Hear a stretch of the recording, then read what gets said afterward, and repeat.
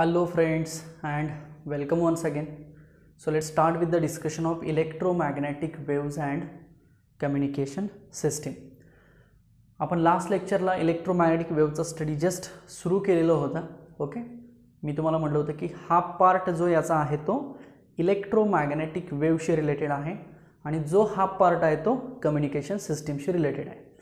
कारण कुठलंही कम्युनिकेशन जर गरजेचं असेल तर त्याच्यासाठी वेव्ज असणं इम्पॉर्टंट आहे आणि त्या वेव्ज मग इलेक्ट्रोमॅग्नेटिक वेव्हच्या फॉर्ममध्ये आपल्याला मिळतात.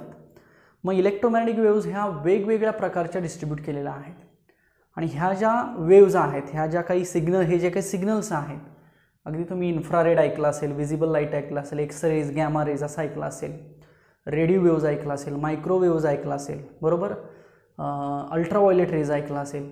सो हे सगळे जे प्रकार आहेत सिग्नलचे, हे सगळे प्रकार म्हणजे थोडक्यात काय आहेत तर इलेक्ट्रोमॅग्नेटिक वेव्ज आहेत. ओके, मग हे सगळे सिग्नल्स किंवा ह्या सगळ्या वेव्ज एका पर्टिक्युलर बँडमध्ये फिक्स केलेल्या आहेत according to their wavelength and frequencies. Okay, कारण प्रत्येकाची वेवलेन्थ आणि फ्रिक्वेन्सी कशी आहे ही वेगवेगळ्या पद्धतीने आहे आपल्याला माहीत आहे.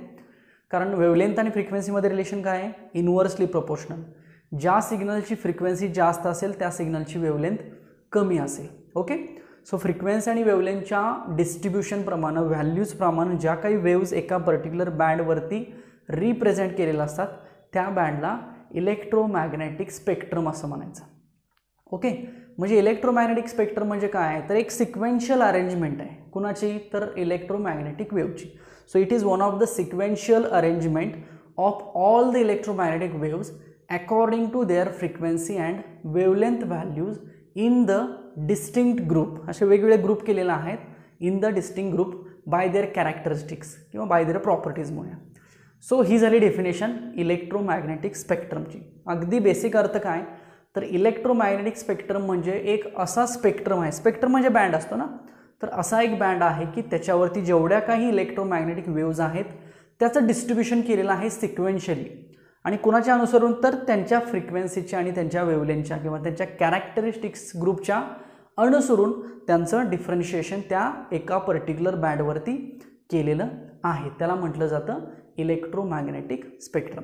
आता तोच इलेक्ट्रोमॅग्नेटिक स्पेक्ट्रम आज आपण आजच्या लेक्चरमध्ये बघणार आहे आणि त्याचबरोबर आपण आजच्या लेक्चरमध्ये ज्या काही वेव्ज आहेत त्या वेव्हच्या मग काही प्रॉपर्टीज, काही युजेस, काही ॲडव्हान्टेजेस म्हणतो ना आपण, तशा टाईपमध्ये त्याचा आपण स्टडी करणार आहोत. सो हे जे आजचं लेक्चर आहे हे पूर्णपणे थेरॉटिकल होणार आहे. बरंचसं तुम्हालाही लिहावं लागेल, मीही तुम्हाला बऱ्याचशा गोष्टी बोर्डवरती लिहून देईन. सो आपण ज्या काही वेव्ज आहेत त्याचा अभ्यास करायचा प्रयत्न करू, म्हणजे जवळपास यातला इलेक्ट्रोमॅग्नेटिक वेव्हचा हा पार्ट संपून जाईल. मग नेक्स्ट लेक्चरला जो काही उरलेला पार्ट आहे बेसिक कम्युनिकेशन किंवा नक्की कम्युनिकेशन कसं होतं, त्यात कुठले कुठले टाईप्स असतात, मग ते प्रपोगेशन कसं असतं एखाद्या वेव्हचं, हे सगळं आपल्याला पुढच्या लेक्चरला बघायला मिळेल आणि त्याच्यानंतर मग त्याचे आपण मल्टिपल चॉईस क्वेश्चन्स हवं तर डिस्कस करूया. पण आज थोडंसं थेरॉटिकल आहे, आज कुठलंही न्यूमेरिकल याच्यामध्ये येणार नाही. Okay, so point is what, so the point is electromagnetic spectrum. मी तुम्हाला म्हटलं होतं ना की एका पर्टिक्युलर बँडवरती स्पेक्ट्रमवरती सगळ्या वेव्ज दाखवलेल्या आहेत according to their wavelength and frequencies. मग आता हे लक्षात थोडंसं कसं ठेवायचं बघा. पहिल्यांदा एक बँड ड्रॉ करायचा, असं एक रेक्टँग्युलर स्ट्रीप ड्रॉ करायची, स्ट्रीप. ओके, राईट साईडला इकडं खाली वेवलेंथ आहे असं सांगायचं, इकडं लेफ्ट साईडला फ्रिक्वेन्सी आहे असं सांगायचं. आता वेवलेंथ आणि फ्रिक्वेन्सीचे ॲरो कसे दिसतात बघा, एकमेकांना अपोजिट दिसतात. याचा अर्थ काय तर wavelength and frequency are opposite to each other. आपल्याला माहिती आहे की c is equal to frequency into lambda. So we can say that frequency is inversely proportional to the lambda. This is the basic relation of the frequency and wavelength. Okay, so एक strip पहिल्यांदा draw करायची. आता strip draw केल्यानंतर आपल्याला सगळ्यात महत्त्वाचं एक थोडंसं लक्षात ठेवावं लागेल, पाठांतर हे करावंच लागेल. लेफ्ट टू राईट सुरुवात करायची, लक्षात ठेवा नेहमी. सो इकडून जायचं आहे आपल्याला. ओके, सो इकडून ज्या ज्या वेव्ज आहेत त्या पहिल्यांदा व्यवस्थित लक्षात ठेवत जायचं. Gamma rays, okay, gamma x rays म्हणतो आपण, एक्स रेज वेव्ज आहेत ना एक प्रकारच्या. So gamma rays, x rays, ultraviolet rays. Ultraviolet rays नंतर अजून एक बँड मी इथं काढलेला बघा आणि हा बँड मी इथं खाली सेपरेट दाखवलेला आहे. या बँडला विजिबल लाईट असं म्हटलं जातं, म्हणजे विजिबल लाईटचा हा बँड आहे, छोटासा इथं दाखवला बघा. कोणाच्यामध्ये, अल्ट्राव्हायोलेट रेज आणि इन्फ्रारेडच्या मध्ये दाखवलं. ओके, सो पहिल्यांदा इकडून आपण गॅमानं सुरुवात केली, gamma rays, x rays, ultraviolet rays आणि त्याच्यामध्ये एक आपण विजिबल लाईट किंवा विजिबल बँड असा एक काढला. विजिबल नंतर जायचं इन्फ्रारेडकडं आणि इन्फ्रारेडकडून मग इकडं कम्युनिकेशनच्या वेव्ज असतात बघा. म्हणजे कुठल्या वेव्ज? फ्रिक्वेन्सी मॉड्युलेशनची वेव्ह आहे, ॲम्प्लिट्यूड मॉड्युलेशनची आहे, लाईट रेडी वेव्ज आहेत. सो हे सगळे मायक्रोवेव्ज हे सगळे एकसारखे टाईप आहेत जवळपास. ओके, म्हणजे रेडिओ वेव्हचे हे टाईप्स झाले. लक्षात येते का बघा? सुरुवात आपण इकडे केली. हे बघा, हे मेडिकल पर्पजसाठी वापरतात ना, हे एक्स रेज वगैरे असतं बघा. गॅमा रेज हे एक्सपेरिमेंटेशनसाठी वापरतात न्यूक्लिअर रिॲक्शनमध्ये. So gamma rays, x rays, ultraviolet rays आणि मध्येच विजिबल लाईट आहे. तो विजिबल काय आहे ते मी तुम्हाला नंतर सांगेन. So visible, infrared, microwaves, FM, AM आणि लाईट रेडिओ वेव्ज. पहिल्यांदा ही वेव्हची नावं पाठांतर करायची. बघा प्रोसिजर कशी लक्षात ठेवायची. सो पहिल्यांदा एक बँड काढायचा.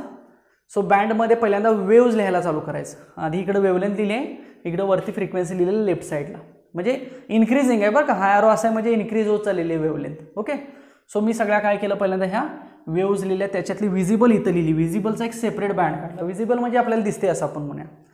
सो विजिबलमध्ये मी रेनबो ड्रॉ केला बघा. दिस इज द रेनबो. विबग्वायर असं लक्षात ठेवतात. रेनबो, विबग्वायर हा शब्द लक्षात ठेवा. V for violet, I for Indigo, blue, green, yellow, orange, red असतं. मराठीमध्ये सुद्धा तुम्ही हे सगळे रंग व्यवस्थित लक्षात ठेवू शकता बघा. सो विबग्वायर हे लक्षात ठेवा. हा रेनबो आहे एक प्रकारचा आणि ह्याला काय म्हटलेलं आहे आपण? Visible light. ती बरोबर सेंटरला कुठतर आहे बघा. ठीक आहे, मग विजिबल लाईटची सुद्धा मी वेव्हलेंथ पण काढलेली आणि फ्रिक्वेन्सी पण काढलेली. तर पहिल्यांदा हे लक्षात ठेवा, विजिबल लाईट कशी लक्षात ठेवायची. तर सुरुवात आपण अशी केली, विबग्वायर केली ना. 7 रंग दिसत आहेत आपल्याला, 7 कलर दिसतात रेनबोमध्ये. सो हा रेड बघा, रेड लक्षात कसं ठेवायचं? रेडची वेव्हलेंथ जास्त असते, एवढंच फक्त लक्षात ठेवा. रेडची वेव्हलेंथ जास्त असते. बाकी फ्रिक्वेन्सी, ब्लू लाईट वगैरे हे सगळं नंतरच आहे. पण सुरुवात कशी लक्षात ठेवायची? रेड, डेंजरस, की ज्याची वेव्हलेंथ जास्त आहे. मी म्हणतो ना, आकाश सकाळी आपल्याला ऑरेंज कलर, रेडिश ऑरेंज कलरचं दिसतं. सायंकाळी सुद्धा आपल्याला ऑरेंज रेडिश कलरचं दिसतं. का तर सकाळ आणि सायंकाळच्या वेळेला सूर्य आपल्यापासून खूप लांब आहे, खूप जास्त डिस्टन्सवरती असं फील होतं. त्यामुळं आपण मॅक्सिमम वेव्हलेंथचं कन्सिडरेशन करतो. मग मॅक्सिमम वेव्हलेंथ कुणाची असते? तर रेड लाईटची असते. म्हणून सकाळी आणि सायंकाळी आपल्याला सूर्य हा लाल colour, reddish colour, orange colour या टाईपमध्ये दिसतो. का तर वेव्हलेंथ कशी आहे त्या कलरची जास्त आहे. सो एक लक्षात ठेवा सगळ्यांनी, the wavelength of red light is maximum. हा शब्द लक्षात ठेवा. मॅक्सिमम म्हणजे जवळपास ही एवढी असते बघा, 700 नॅनोमीटर. ओके, असं आपण म्हणूया याच्या कम्पेअरिंगमध्ये. सो ही मॅक्सिमम झाली. मग रेडच्या अपोजिट कलर कुठला घ्यायचा? हा घ्यायचा ह्या बँडमधला. मग रेडच्या अपोजिट कोण असेल? व्हायलेट असेल. मग व्हायलेट कलरची वेव्हलेंथ कशी असेल? सगळ्यात मिनिमम असेल बघा. म्हणजे हे पाठांतर झालं की हे आपोआप येतं, बरोबर का? आता रेड कलरची जर वेव्हलेंथ जास्त असेल तर रेड कलरची फ्रिक्वेन्सी कशी असेल सांगा? सगळ्यात कमी असेल. म्हणजे थोडक्यात ही बघा, 4 × 10⁻14 ह्या बँडमध्ये फक्त कमी आहे आणि इकडे जास्त आहे. सो रेड कलरची फ्रिक्वेन्सी जर कमी असेल तर व्हायलेट कलरची फ्रिक्वेन्सी कशी असेल? जास्त असेल. मग रेड कलरची फ्रिक्वेन्सी कमी म्हणजे किती? 4 × 10⁻14 हर्ट्ज आणि 7 × 10⁻14 हर्ट्ज. थोडासा फरक आहे फक्त. ह्या बँडमधल्या ह्याच फ्रिक्वेन्सी कमी जास्त कोण आहे हे पहिल्यांदा लक्षात ठेवायचं. सो मेन हे लक्षात ठेवलं तर हे जमेल, डोळं झाकून जमेल, कंपल्सरी प्रत्येकाला जमेल. त्यासाठी एक कन्सेप्ट लक्षात ठेवा, रेडची वेव्हलेंथ ही सगळ्यात जास्त असते. आपल्याला आकाश दुपारचं ब्ल्यू कलरचं दिसतं ना, आत्ता जर तुम्ही बाहेर बघितलं तर ब्ल्यू कलरचं दिसतं ना आपल्याला. सो का? कारण सूर्य आपल्या डोक्यावरती असं आपण म्हणूया लेंथ कमी आहे. सो वेव्हलेंथ कमी. मग वेव्हलेंथ कमी कोणाची असते? व्हायलेटची कमी असते. म्हणजे दुपारच्या वेळेला आपल्याला कुठला कलर सूर्यापासून जास्त मिळत जाईल? व्हायलेट किंवा ब्ल्यू टाईपमध्ये मिळेल. व्हायलेट किंवा ब्लू ना एकसारखंच असतं जवळपास. शेड आहे हा, not exactly colour but shade आपल्याला ब्ल्यू टाईपमध्ये मिळत जाईल. म्हणून दुपारच्या वेळेला तो ब्ल्यू कलरमध्ये बघायला मिळतो. ओके, सो हे सगळं विजिबल लाईटमधला आपण हा स्पेक्ट्रम लक्षात ठेवला. Violet, indigo, blue, green, yellow, orange, red. So व्हायलेटची वेव्हलेंथ घेतली 400, रेडची वेव्हलेंथ जास्त घ्यायची म्हणजे 700 घेतली नॅनोमीटरमध्ये. व्हायलेटची फ्रिक्वेन्सी घेतली जास्त म्हणजे 7 × 10⁻14 हर्ट्ज आणि रेडची फ्रिक्वेन्सी घेतली 4 × 10⁻14 हर्ट्ज. याच्यापेक्षा ही कमी घेतली. समजलं? सो बँडवरती आपण वेव्हलेंथ पण दाखवते आणि फ्रिक्वेन्सी पण दाखवते. सो हा जो बँड आहे तो विजिबल लाईटचा बँड इथं झाला. आता ह्या वेव्ज आपण सगळ्या पहिल्यांदा व्यवस्थित लिहून घेतलेल्या आहेत. आता यांच्या व्हॅल्यू थोडंसं तुम्हाला एक अप्रॉक्सिमेट लक्षात ठेवाव्या लागतीलच. म्हणजे आपल्याला माहिती आहे की इकडे फ्रिक्वेन्सी इन्क्रीज होणार आहे, मग साहजिकच इकडे मिनिमम फ्रिक्वेन्सी असेल ना. सो मिनिममपासून वाढत चालली आहे बघा फ्रिक्वेन्सी. सो 10⁻², 10⁻14, 8, 10⁻12, 10⁻16, 10, 20, 24. सो फ्रिक्वेन्सी काय होत चाललेली आहे, इन्क्रीज होत चाललेली आहे. हे जर फ्रिक्वेन्सीशी रिलेटेड असेल तर वेवलेंथची कसं असेल बघा, वेवलेंथ उजव्या साईडला इन्क्रीज होत चाललेलं. सो सगळ्यात वेवलेंथ कमी कुठं आहे बघा, 10⁻−15 नॅनोमीटर आहे. सो सगळ्यात काय ही वेवलेंथ कमी झाली बघा. ओके, सो इकडून वेवलेंथ काय होत चाललेली आहे आपण म्हणूया वाढत चाललेली आहे असं आपण म्हटलं तरी सुद्धा चालू शकेल. आता बघा हे 10⁻12 आहे, 10⁻16 आहे. दोघांच्या मध्ये जी विजिबल लाईट आहे त्याची वेवलेंथ फ्रिक्वेन्सी किती आहे बघ, 10⁻14 आहे. सो हा सुद्धा बँड तुमच्या लक्षात राहू शकतो. ओके, सो ज्या काही रेडिओ वेव्ज आहेत त्यांची जनरली फ्रिक्वेन्सी एवढी असते बघा, मेगा हर्ट्जच्या फॉर्ममध्ये आहे बघा. समजा आता आपण ही घेऊया FM ची 10⁻6 18 घेतली, हर्ट्ज घेतली ना, म्हणजे थोडक्यात हीच 1 × 10⁻18 8 हर्ट्ज लिहूया, चालू शकतं. मला ह्या 8चं 6 करायचं आहे. मग 8चं 6 आपण कधी करतो, -2 ची ॲडजस्टमेंट ना. मायनस म्हणजे पॉईंट राईट साईडला, एक आणि लेफ्ट साईडला. सो 0.01 म्हणूया × 10⁻6 हर्ट्ज. सो रेंज बघा 0.01 मेगाहर्ट्ज म्हणूया आपल्याला, चालेल का बघा. सो 1 × 10⁻8, 8चं मला 6 पाहिजे. सो 8 -2 केलं, 8 -2 म्हणजे राईटला. सो 100, सो 100 मेगाहर्ट्ज झाली का बघा हीच फ्रिक्वेन्सी. हे म्हणजेच 100 मेगाहर्ट्ज ना, चालेल का बघा. काय केलं आपण, -2 ची ॲडजस्टमेंट केलेली आहे म्हणून आपण राईटला गेलो. मायनस म्हणजे राईट असतं ना, बरोबर आहे, प्लस म्हणजे लेफ्ट असतं. सो आपल्याला 100 मेगाहर्ट्ज बँड मिळाला का, कुणाचा बँड मिळाला, FMचा बँड मिळाला बघा. तुम्ही ऐकलंय का बघा की 94.3 मेगाहर्ट्ज टोमॅटो FM असं आपण म्हणतो. 94.3 म्हणतात फक्त, मेगाहर्ट्ज पण म्हणत नाहीत, बट ॲक्च्युली ते 94.3 मेगाहर्ट्ज इतकं असतं.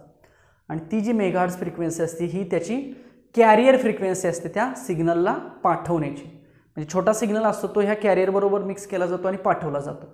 म्हणजे अगदी छोटा सिग्नल लांब ठिकाणी जाऊ शकतो. कुणाच्या मदतीनं, कॅरियर वेव्हच्या मदतीनं. त्याला मॉड्युलेशन प्रोसेस असं म्हणतात, कम्युनिकेशनमधली टर्म आहे. लक्षात आलं. So this is one of the basic point.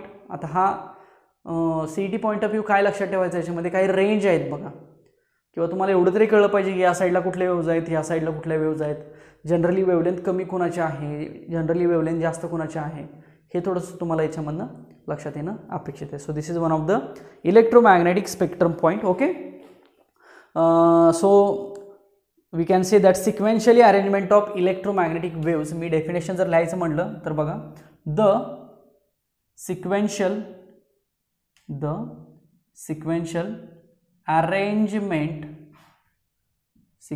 Arrangement of EM waves according to their frequencies and wavelengths in distinct group, वेगवेगळ्या ग्रुपमध्ये by their प्रॉपर्टीज असं जरी म्हटलं तरी चालेल. Is called as EM spectrum. काय लिहिली बघा definition, electromagnetic spectrum. This is the heading, this is the main diagram, these are some visible lights concepts. Visible light म्हणजे रेनबो असतो तो. ओके, एक एक्झाम्पल FM वेव्हचं, आणि ही झाली आपली definition. The sequential arrangement of electromagnetic waves according to their frequency and wavelength in distinct group by their properties is called as electromagnetic spectrum. So this is our first point. Okay, आता याच्यानंतर आपण यातल्या काही ज्या important waves आहेत त्या waves घेऊया. अगदी थेरॉटिकल आहे, 2-2 लाईन्समध्ये तुम्हाला त्याचं एक्सप्लेनेशन देतो. तुम्ही फक्त नोट्स याच्या व्यवस्थित प्रिपेअर करायच्या. ओके, थेरॉटिकल असल्यामुळे नोट्स प्रिपेअर करून त्याचं वाचन झालं पाहिजे जास्तीत जास्त, म्हणजे ते थोडंसं आपल्याला रिमेंबर होऊ शकतं प्रत्येक गोष्टीमध्ये. आणि याच्यावरती कम्युनिकेशन सिस्टीम डिपेंड असल्यामुळं CET पॉईंट ऑफ व्ह्यू जर तुम्ही बघितलं तर हे आधी समजलं पाहिजे आपल्याला, मग याच्या रिलेटेड काही क्वेश्चन्स असतील तर ते फेस करता येतील. चलो, write down this and draw this particular diagram of the electromagnetic spectrum. Okay, चला आता मग याच्या रिलेटेड आपण पुढचा पॉईंट बघूया इलेक्ट्रोमॅग्नेटिक स्पेक्ट्रमशी रिलेटेड. आता हा तर झाला इलेक्ट्रोमॅग्नेटिक स्पेक्ट्रम. याच्यामध्ये इम्पॉर्टंट काय, सगळ्यात पहिल्यांदा डेफिनेशन, सिक्वेन्शियल अरेंजमेंट कशी आहे इलेक्ट्रोमॅग्नेटिक वेव्हची हे सांगायचं. डेफिनेशन झाली की ही डायग्राम, आणि ह्या डायग्राममधल्या काही ज्या वेव्ज आहेत त्यांची नावं, त्यांच्या रेंजेस. मग रेंजेस कोणाच्या, तर त्यांच्या फ्रिक्वेन्सीच्या आणि त्यांच्या वेव्हलेंथच्या रेंजेस, आणि त्यातली जी व्हिजिबल लाईट आपण घेतली होती त्या व्हिजिबल लाईटची रेंज. मग त्यात फ्रिक्वेन्सी असेल, वेव्हलेंथ असेल किंवा ते कलर्स असतील. थोडक्यात ते अगदी रेनबो कलरसारखाच तो बँड आहे व्हिजिबल लाईट असं म्हणलेलं आहे त्याला. सो त्याची 400 आणि 700 नॅनोमीटरची जी काही रेंज आहे ती एक लक्षात ठेवा, किंवा 7 × 10⁻14 आणि 4 × 10⁻14 हर्ट्ज म्हणजेच फ्रिक्वेन्सीची रेंजसुद्धा लक्षात ठेवा. ओके, पुढचा पॉईंट बघूया आपण. या ज्या काही वेव्ज मी म्हटलं होतं त्या वेव्हचा काही बेसिक स्टडी करू. थोडंसं थेरॉटिकल आहे, मी इथं लिहून देईन प्रत्येक पॉईंटचं एक्सप्लेनेशन देईन. जेवढे गरजेचे पॉईंट्स आहेत तेवढेच पॉईंट्स आपण घेऊया. सगळ्यात पहिल्यांदा बघूया रेडिओ वेव्ज. तुम्ही सुद्धा हेडिंग आणि हे व्यवस्थित नोट्स प्रिपेअर करायचा प्रयत्न करा. रेडिओ वेव्ज, याच्यामध्ये जेवढे हायलाइट्स पॉईंट आहेत तेवढेच फक्त बघूया की सगळ्यात पहिल्यांदा वेव्ह ही कशी आहे. ओके, आता याची डेफिनेशन कशी सांगितली की जनरली एखाद्या कंडक्टरमधनं जर इलेक्ट्रिक करंट फ्लो होत असेल, चार्जेस फ्लो होत असतील, तर त्या कंडक्टरच्या भोवती एक फील्ड तयार होतं असं आपण म्हणतो. म्हणजे थोडक्यात जे फील्ड तयार होतं ते वेव्हच्या स्वरूपात होतं. ओके, सो चार्जमुळे तयार होणारी वेव्ह आहे असं याला म्हटलं जातं. So radio waves are produced by accelerating motion of charge in conducting wire. It is produced by accelerating motion of charge through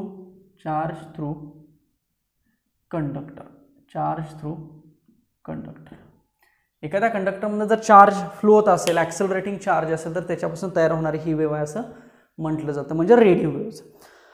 त्याच्या काही प्रॉपर्टीज बघूया. प्रॉपर्टीज जेवढ्या सोप्या आहेत, समजण्यासारख्या आहेत, तेवढाच हवं तर मी तुम्हाला देतो. प्रत्येकाचा अर्थ मात्र इन डिटेल एक्सप्लेनेशन इथं तुम्हाला दिलं जाईल. Properties, they have very long wavelengths ranging from they have very long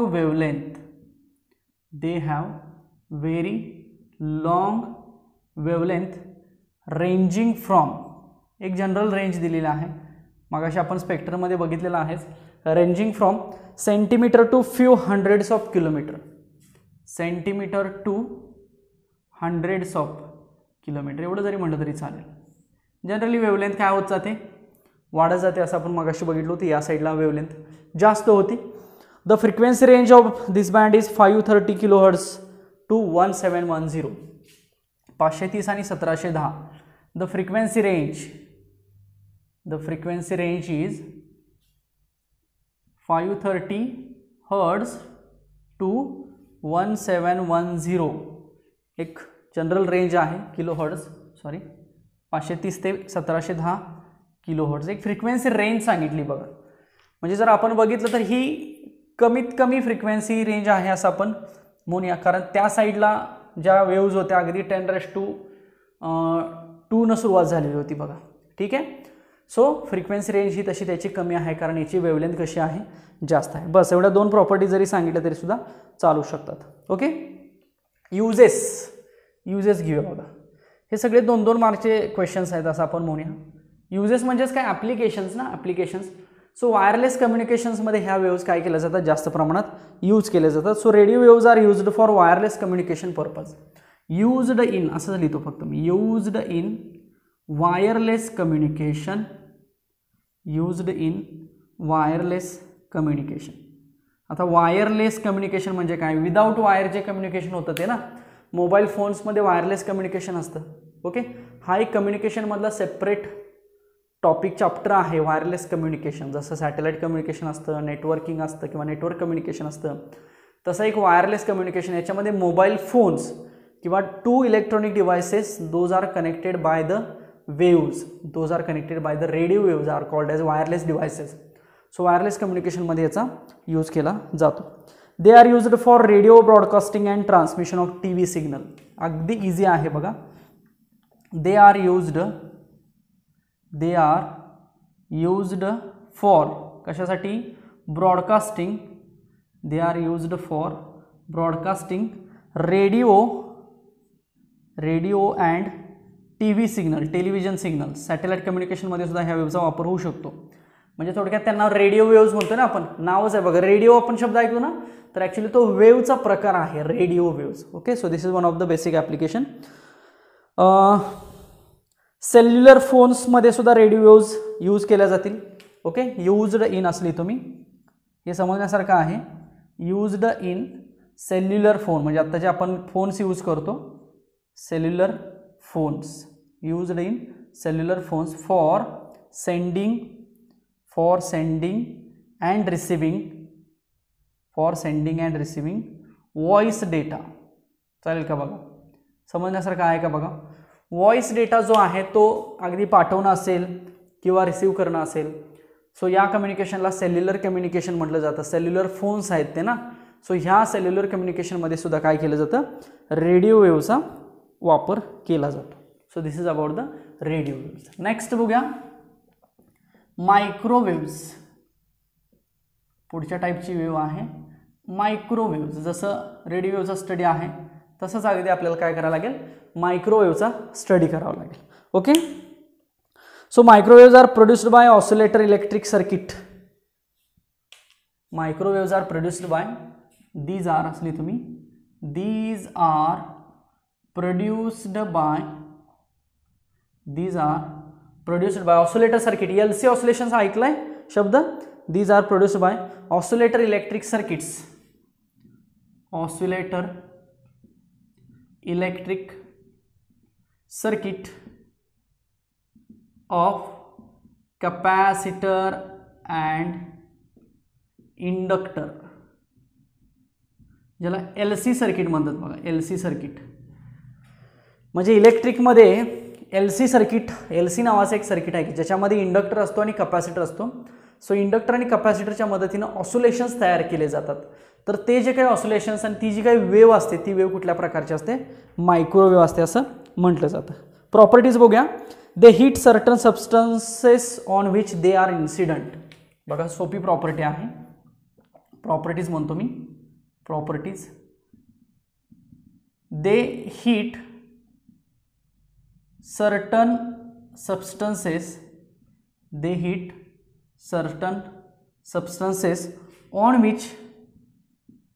on which they incident. समजण्यासारखे आहे का बघा.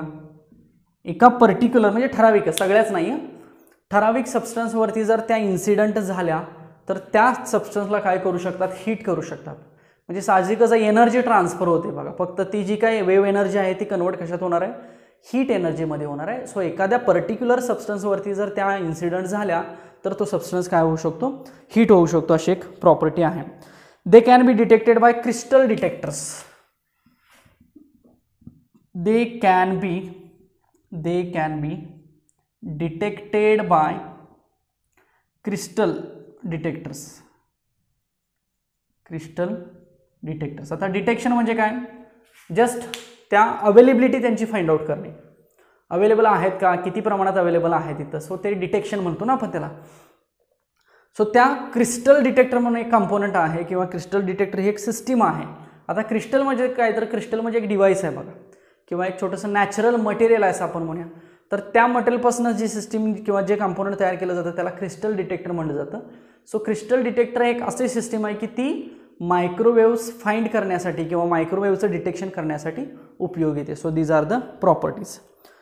Next, used for the transmission of TV signal. Uses बघा, यातलीच बरेचसे हे आहेत असे युजेस लिहिले तरी सुद्धा काही हरकत नाही. Used for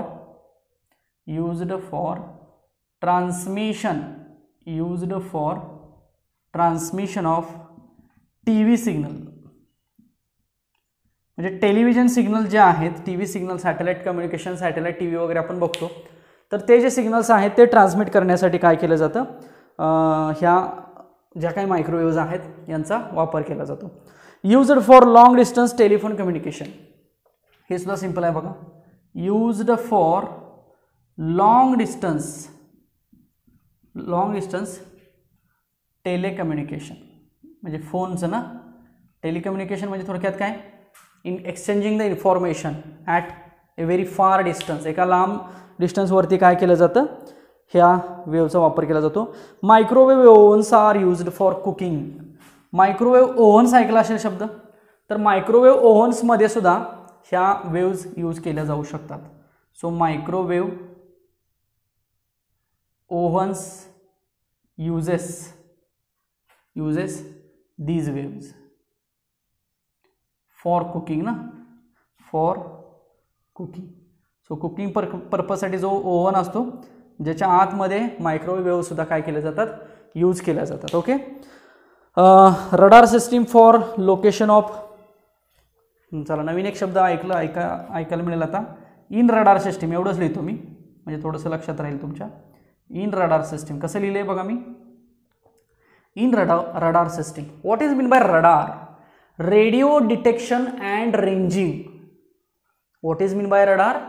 radio detection and ranging. So radar सिस्टीममध्ये ह्या मायक्रोवेव्हचा वापर केला जाऊ शकतो. आता रडार सिस्टीम म्हणजे काय आहे, समजा एखादं शिप आहे समुद्रामध्ये, तर त्या शिपपासून समुद्राची खोली समजा जर मेजर करायची असेल तर काय केलं जातं, तर एका स्पीडनं, मग व्हेलॉसिटी ऑफ लाईटनं म्हणूया आपण, स्पीडनं ती वेव्ह खाली पाठवली जाते.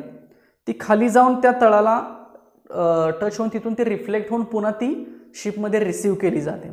सो यासाठी लागलेला वेळ कॅल्क्युलेट केला जातो आणि त्याच्यावरनं काय केलं जातं, डिस्टन्स फाइंड आउट केलं जातं. कारण आपल्याला माहिती आहे velocity is equal to distance upon time. So distance is equal to velocity into time. मग व्हेलॉसिटी किती आहे, 3 × 10⁸ मीटर पर सेकंद आहे.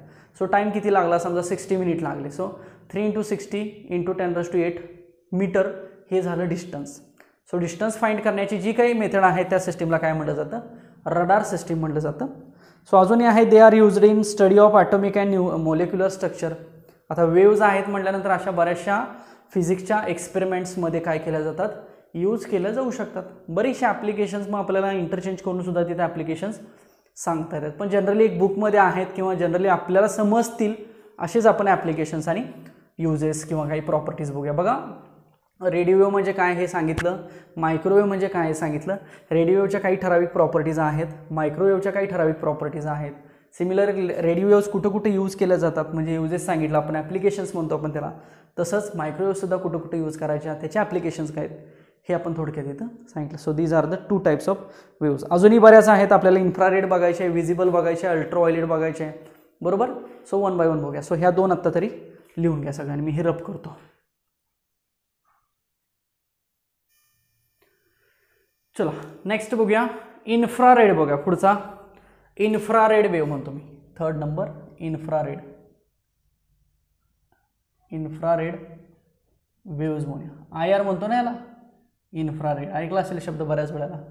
इन्फ्रारेड पहिल्या मोबाईलमध्ये पण असायच्या बघा, पण त्याचं अगदी लिमिटेशन्स होते, त्यामुळे त्याची जागा आता मायक्रोवेव्ज, रेडिओ वेव्जने घेतली आणि मग अगदी ब्लूटूथची जी काही रेंज होती ती सुद्धा इन्क्रीज झाली. आता वायफाय रेंज आपण यूज करतो, बरोबर. त्यामुळे डेटा ट्रान्समिशन रेट जो आहे तो इन्क्रीज झाला बघा, ठीक आहे. So all hot bodies are the sources of infrared waves. Okay, मी लिहितो इथे बघा, these waves are produced from all type of hot bodies. बघा, all type of hot body ज्या आहेत त्याच्यापासून काय होऊ शकतात, ह्या वेव्ज प्रोड्यूस होऊ शकतात. सिंपल एक मिनिंग पहिल्यांदा लक्षात ठेवा की इन्फ्रारेड वेव्ज म्हणजे नक्की काय. ओके, सो ज्या काही ऑल टाईपच्या हॉट बॉडीज आहेत त्याच्यापासून इन्फ्रारेड काय होऊ शकतात, प्रोड्यूस केल्या जाऊ शकतात. प्रॉपर्टीज बघूया. सेम मगाशी जी एक प्रॉपर्टी बघितली आपण, पहिली प्रॉपर्टी तीच, जेव्हा एखाद्या सबस्टन्सवरती त्या पडतात तर सबस्टन्स हा हीट होऊ शकतो म्हणतोय, प्रत्येक वेळेला हीट होईल असं नाही आहे. So when infrared rays are incident on any objects the object gets heated. when these are incident incident on an object, it may heated or it may be heated. म्हणजे ऑब्जेक्ट काय होऊ शकतो, heat होऊ शकतो. बघा समजतंय का, when these are incident on an object it may be heated, म्हणजे ऑब्जेक्ट काय होऊ शकतो, हिट होऊ शकतो. These rays are strongly absorbed by glass. Second property, these rays are strongly attracted by glass. These rays are strongly attracted by glass, किंवा attract केला म्हणजे किंवा ऑब्झर्वड असा शब्द आहे actually.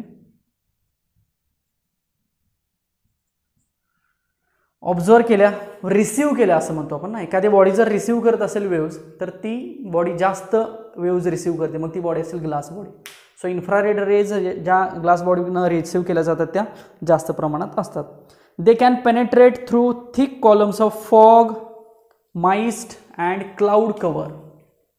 These rays may be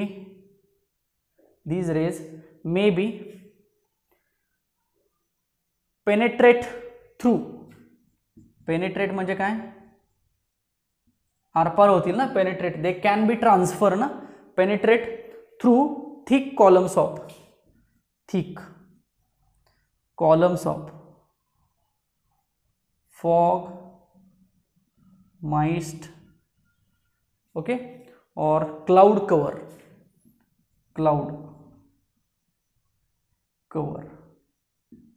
म्हणजे जे काही थिक कॉलम आहेत, फॉग, माइस्ट, क्लाउड कवर यांचे, त्या कॉलम्समधून त्या पेनेट्रेट होऊ शकतात, ट्रान्सफर होऊ शकतात.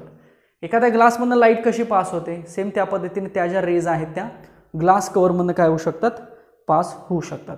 So these are some properties. Uses बघूया काही महत्त्वाचेच, एक 4 युजेस बघूया. दे आर किंवा these are used in remote sensing. आपला जो रिमोट कंट्रोलर असतो, रिमोट कंट्रोलर, सो रिमोट कंट्रोलरच्या पुढे बघा ट्रान्समीटर असतो, बरोबर ना. तर हा ट्रान्समिट काय करतो, ती फ्रिक्वेन्सी ट्रान्समिट करतो त्या टी व्हीला कुणाच्या मदतीनं, एका वेव्हच्या मदतीनं. मग ती वेव्ह कुठली असेल, इन्फ्रारेड असेल. So used in remote sensing. Then used in medical field also, okay. Used in solar water heaters and cookers, हा सोपा आहे. Used in solar water heater and cookers, याच्यामध्ये पण यूज केला जाईल. अजून एक लिहूया, used in medical field for diagnostic.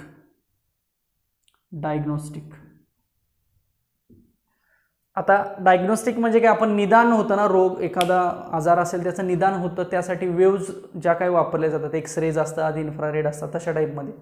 So इन्फ्रारेडचा वापर हा मेडिकल पर्पजसाठी सुद्धा केला जातो.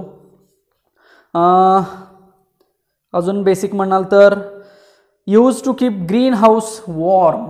यूज्ड टू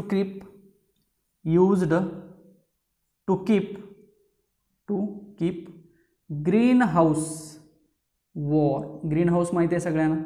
सो त्याच्यामधलं जर टेम्परेचर मेंटेन करायचं असेल तर सुद्धा काय केलं जातं, ह्या वेव्स यूज केल्या जातात. Used in remote controls of TV, VCR. Used in remote controls of TV, VCR etcetera. बरोबर ना. जे काही टीव्ही, VCR आपण म्हणतो, ह्या ज्या काही वायरलेसवरती चालणाऱ्या काही सिस्टीम्स आहेत, म्हणजे त्याचं जे कंट्रोलिंग असतं ते रिमोटच्या मदतीने असतं. बघा इव्हन आजकाल आपण dish T V, Tata sky म्हणतो ना ते, किंवा TV LED असेल, हे सगळे रिमोटच्या मदतीने आपण ऑपरेट करतो. इव्हन आपल्या मोबाईलमध्ये सुद्धा आपण रिमोट आता सॉफ्टवेअरच्या मदतीने तयार करू शकतो. पण शेवटी कम्युनिकेशनसाठी तुम्हाला वेव्ह ही असणं अपेक्षित आहेच. आणि ती वेव्ह म्हणजे कुठली वापरली जाते तर ह्याला इन्फ्रारेड असं म्हटलं जातं. ओके. नेक्स्ट बघूया विजिबल लाईट. विजिबल लाईट पुढचा वेव्हचा प्रकार आहे ना. हा बघा visible light. Okay, so it is most familiar form of EM waves. These waves are detected by human eye, therefore these wavelength range is called as visible light. Okay, आता हे दिसतायत आपल्याला, these are visible by human eye, आपल्याला दिसतायत ह्या, hence these are called as visible light waves. ह्या generally दिसतायत आपल्याला. ओके, म्हणून त्यांना जनरली काय म्हटलं जातं, विजिबल लाईट वेव्स म्हटलं जातं. चला प्रॉपर्टीज बघूया. Different wavelengths gives rise to different colours. Properties, ही लाईट मधली प्रॉपर्टी आहे बघा. पहिली प्रॉपर्टी जी मी आता तुम्हाला सांगणार आहे, different colours of light, different colours of light has different wavelength. साहजिकच ना, प्रत्येक कलरची वेवलेंथ कशी असेल, डिफरंट असेल बघा. ह्याचा एक टेबल दिलेला आहे बुकमध्ये, तुम्ही हवं तर बघू शकता. मी तुम्हाला ज्या लाईट सांगितल्या, कुठल्या कुठल्या सांगितल्या, विबुगॉयर असं म्हटलं बघा. Okay, violet, indigo, blue, green, yellow, orange, red, हे जे काही कलर सांगितले, हे कलर्स म्हणजे सगळे कसे आहेत, विजिबल लाईट्स आहेत. मग प्रत्येक कलरची वेवलेंथ आणि फ्रिक्वेन्सी कशी असणार आहे, वेगवेगळी असणार. त्यातली एक तुम्हाला मी कन्सेप्ट सांगितले होते की रेडची वेवलेंथ जास्त आहे, एवढं लक्षात ठेवायचं. Okay, so different colours are having different wavelengths. Visible light emitted or reflected from objects. Visible lights emitted or reflected from objects. Second लिहितो मी, visible light reflected from an object. Reflected from an object around us provides us information about those objects. Reflected from an object. To provide, एवढंच लिहितो मी, to provide the information of that object,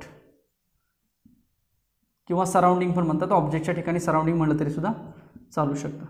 so this is also one of the property of the visible light. बघा काय म्हटलं या प्रॉपर्टीमध्ये, visible light ह्या काय होऊ शकतात, एखाद्या ऑब्जेक्टपासून किंवा एखाद्या सराउंडिंगपासून रिफ्लेक्ट होऊ शकतात, आणि रिफ्लेक्ट झाल्यानंतर काय करतील तर त्या ऑब्जेक्टची किंवा सराउंडिंगची इन्फॉर्मेशन ते आपल्याला देऊ शकतात. Okay, so this is one of the basic property of the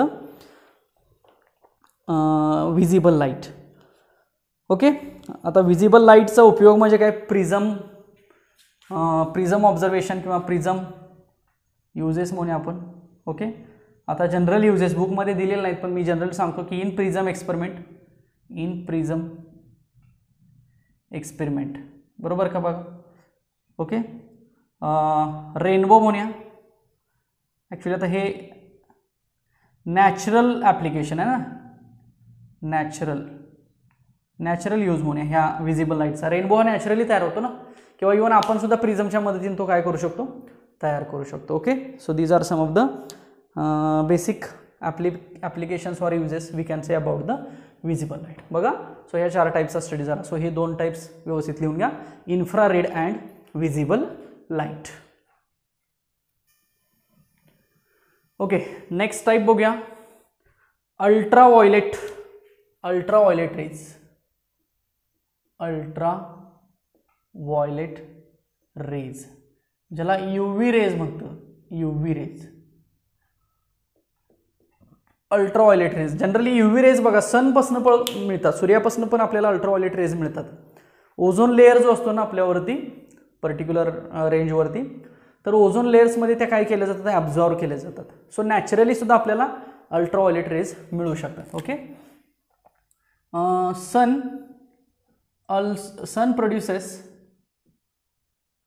produces UV rays but absorbed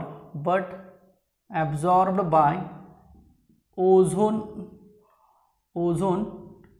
layer at a particular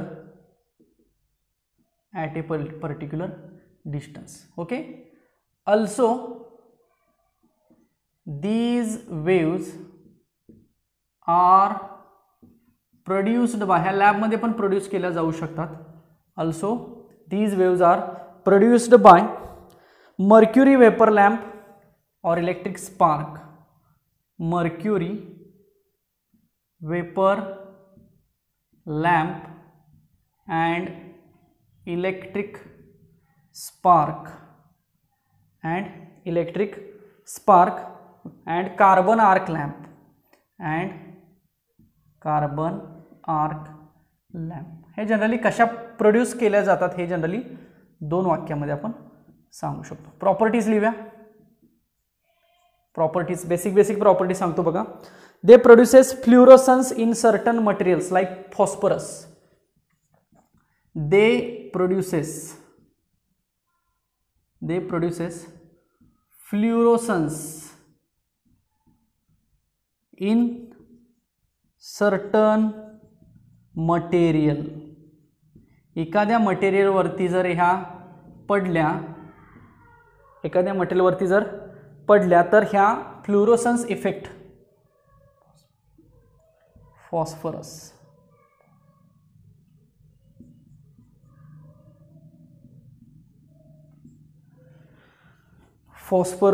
किंवा फॉस्फरस मटेरियलचं टाईप आहे ना phosphor. Okay, fluorescence effect. Okay, so हा एक इफेक्ट आहे बघा, एक लाईटचा इफेक्ट. हा लाईटच आहे ना एक प्रकारची अल्ट्राव्हायोलेट रेज. सो हा इफेक्ट प्रोड्यूस होतो किंवा हा इफेक्ट तिथं तयार होतो, पण कधी? जेव्हा त्या मटेरियलवरती त्या इन्सिडेंट होतील लाईक फॉस्फरस मटेरियलवरती. They cause photo electric effect. They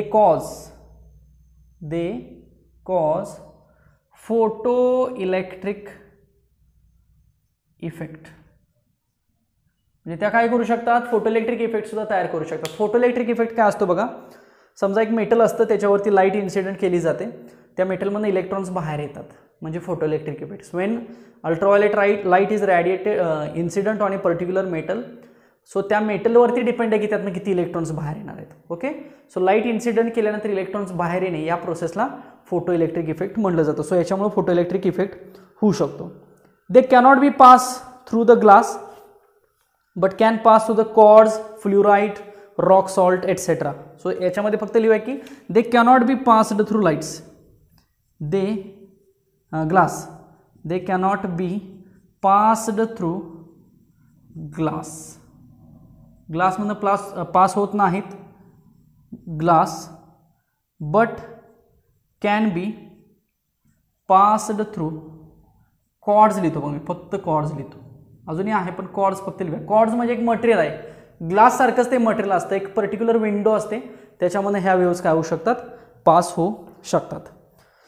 uses बघूया. UV rays use to destroy germs and bacteria. Medical फील्डमध्ये वापरले जातात बघा. युजेस इकडे लिहितो मी, uses. these UV rays are used to remove or kill म्हणूया आपण, remove or kill the bacteria as well as germs and bacteria असं म्हणतो मी, germs and bacteria. ओके, म्हणजे आपण जे सॅनिटायझिंग प्रोसेस म्हणतो मेडिकल फील्डमध्ये आपण ह्या UV रेज यूज केल्या जाऊ शकतात. Used in burglar alarm and security system. हे बेसिक ॲप्लिकेशन आहे बघा. Used in burglar alarm and security system. Burglar alarm and security सिस्टीममध्ये सुद्धा अल्ट्राव्हायोलेट रेचा वापर केला जाऊ शकतो. Use to distinguish real and fake germs. Used to separate म्हणतो मी डिस्टिंग्विश पेक्षा. Use to separate real and fake germs. Classification करण्यासाठी जर्मचं क्लासिफिकेशन, रियल कुठले फेक कुठले याच्या क्लासिफिकेशनसाठी सुद्धा हे वापरलं जातं. Used in analysis of chemical compounds म्हणूया, हे सुद्धा सोपं आहे. Used in analysis of chemical compounds. तुम्हाला केमिस्ट्रीमध्ये असेल बघा, केमिकल कंपाऊंड्स रिॲक्शन्समध्ये वापरतात ना. सो केमिकल कंपाऊंड जे आहेत ते आणि त्याचं ॲनालिसिस करण्यासाठी सुद्धा काय केलं जातं, ह्या अल्ट्राव्हायोलेट रेचा वापर केला जातो. बघा आपण जवळपास 5 टाईपच्या वेव्ज बघितल्या, अजूनही आहे त्याच्यामध्ये एक्सरे आहे आणि गॅमा रे आहे, अजून 2 टाईपच्या वेव्ज राहिलेल्या आहेत आणि त्याच्यानंतर त्याचं प्रपोगेशन आहे. आता वेव्हचं प्रपोगेशन कसं होतं हे आपल्याला कम्युनिकेशनसाठी गरजेचं आहे ना, म्हणजे वेव्ह ग्राउंड वेव्हनं जाते का, स्काय वेव्हजमधनं जाते का, ओके, किंवा लाईन ऑफ साईटमधनं जाते का. कारण कम्युनिकेशनसाठी जशी वेव्ह गरजेची आहे तसा तो पाथ की जे मीडियम असतं ते सुद्धा गरजेचं आहे. आपल्याला माहिती आहे की रेंज काही सगळ्याच ठिकाणी एकसारखी नसते, बऱ्याच ठिकाणी कमी जास्त प्रमाणात आपल्याला मोबाईलची रेंज मिळते. का मिळते? कारण ती रेंज त्या मीडियमवरती डिपेंड आहे. कुठं अडथळा असेल, बिल्डिंग्ज असतील, काहीतरी झाडं असतील, मोठी डोंगर असतील किंवा इव्हन दरी असेल, सो असे जर ऑब्स्टॅकल्स असतील त्या मीडियममध्ये तर त्याचा इफेक्ट काय होऊ शकतो, रेंजवरती होऊ शकतो. त्यामुळे रेंज जर मिळायची असेल चांगली किंवा ह्या ज्या वेव्ज व्यवस्थित पास व्हायच्या असतील तर मीडिया जो आहे तो जास्त इम्पॉर्टंट आहे. कारण ह्या वेव्हचा यूज पुढं कम्युनिकेशन सिस्टीममध्ये केलेला आहे. त्यामुळं medium is also very important. त्याच्यावरतीच मग प्रपोगेशन टाईप्स पुढं डिफाईन झालेले आहेत. सो आता याच्यामध्ये आपले फक्त 2 वेव्ज राहिलेले आहेत, एक एक्सरे आहे आणि एक गॅमा रे आहे. ह्या 2 वेव्हचा एक स्टडी आहे आणि त्याच्यानंतर मग वेव्ह प्रपोगेशन सिस्टीम सुरू होते. म्हणजे थोडक्यात कम्युनिकेशन सिस्टीमचा पार्ट हा पुढं सुरू होतो. सो कदाचित पुढच्या लेक्चरला तोही पार्ट कव्हर होऊन जाईल. त्याच्यामध्ये सुद्धा सगळी थिअरी आहे, 1-2 छोटीशी डिस्टन्सचे वगैरे एक्सप्रेशन्स आहेत पुढं मॅथमॅटिकल, ते आपल्याला येणार आहे या टॉपिकमध्ये आणि त्या बेसवरती आपल्याला मग पुढं न्यूमेरिकल्स बघायचे आहेत. ओके, सो आत्ता तरी आपण इथपर्यंत बघूया आणि राहिलेल्या ज्या काही वेव्हचा आहे अभ्यास तो आपण पुढच्या लेक्चरला करूया. ओके, सो इथपर्यंत समजलं असेल. ह्या व्यवस्थित नोट्स प्रिपेअर करा. जेवढं बुकमधले सोपे पॉईंट्स आणि एक्सप्लेनेशनसाठी तुम्हाला गरजेचे आहेत, तुम्हाला लक्षात राहू शकतात, तेवढेच पॉईंट्स मी इथं घेतलेले आहेत. सगळे घ्यायची पण काही गरज नाही, एक कन्सेप्च्युअल थिंग्स घ्यायच्या आणि त्याचाच फक्त अभ्यास करायचा. सो याच्या व्यवस्थित नोट्स प्रिपेअर करा. थेरॉटिकल टॉपिक आहे मॅक्सिमम, थोडेफारच न्यूमेरिकल्स आणि मॅथमॅटिकल एक्सप्रेशन्स आहेत, अदरवाईज सगळी थिअरी आहे, त्यामुळे त्याचा व्यवस्थित अभ्यास करा. ओके, सो आज थांबूया, आपण भेटूया आपण पुढच्या लेक्चरला. याच्यामधला पुढचा पॉईंट घेऊ. तोपर्यंत अभ्यास करा, काही शंका असेल तर डेफिनेटली विचारा. Thank you so much.